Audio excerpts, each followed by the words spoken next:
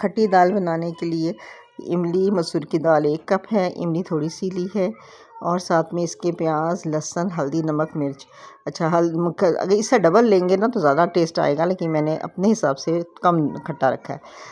बाकी ये मसाले में आधी चम्मच कुटी हुई मिर्च है, आधी चम्मच पिसी हुई लाल मिर्च है, 1 चम्मच नमक है, आधी चम्मच से कम हल्दी है, लहसुन और प्याज। ये प्याज मैंने बारीक करके काट के डालना है और लहसुन पीस के। लहसुन मसूर की दाल में ज़्यादा जाए तो ज़्यादा टेस्ट आता है। अब इसमें जितनी आपने गाढ़ी रखनी है वो उतना पानी ले लें। पानी एक ही दफ़ा लेना है, बार बार पानी नहीं डालना। पानी डाल के और इसमें ये नमक मिर्च हल्दी जो है ना ये डाल के उबलने रख दें।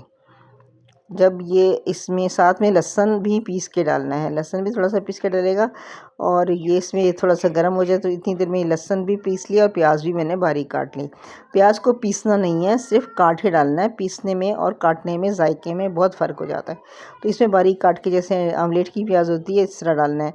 साथ में डालूँगी इसमें नेचर्स फ्रेश वालों का सरसों का तेल। ये मैं डायरेक्ट डाल लेती हूँ, उसको गर्म करने की ज़रूरत नहीं पड़ती क्योंकि ये कोल्ड प्रेस है। अब इतनी देर में दाल गलेगी, हमने इसका बघार तैयार करना है। लहसुन इसमें फिर ज़्यादा जाएगा, बहुत बारीक कटा हुआ लहसुन है, चौकोर इसमें काटा हुआ है और इसको बहुत हल्की आंच पे गोल्डन करना है। जितनी हल्की आंच पे गोल्डन करेंगे उतना ये क्रिस्प रहेगा, बहुत आखिर तक क्रिस्प रहता है, इसलिए हल्की आंच पे करना है। और 3 साबित गोल मिर्चें ली हैं, मिर्चें भी अपने आप हिसाब से डाल सकते हैं और ज़ीरा बाद में डलेगा जब ये हल्का हल्का गोल्डन हो जाएगा। अभी हल्का हल्का गोल्डन हो गया लहसुन, तो इसको ज़ीरे को डाल देना है। आंच बहुत कम रखनी है, इससे इसका खूबसूरती और इसका क्रिस्पीनेस निकल के आती है।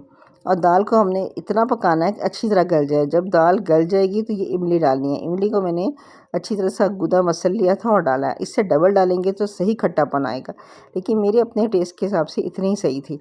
तो मैंने इसको गुदे को साइड पे किया है और इसको टेढ़ा करके इस तरह निकाला, तो बस सिर्फ इसका पल्प और पानी गया है।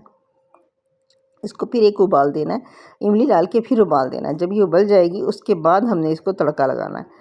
बघार की जो अज्जा हैं वो मैंने आपको बता दिए थे। अब इसको हम बघार करेंगे। ये उबल गई है, अब इसको ये देखें गोल्डन बघार हो गया और ये डाल दिया। अब ये दाल बिल्कुल तैयार है, मज़ेदार किस्म की दाल ना तैयार है।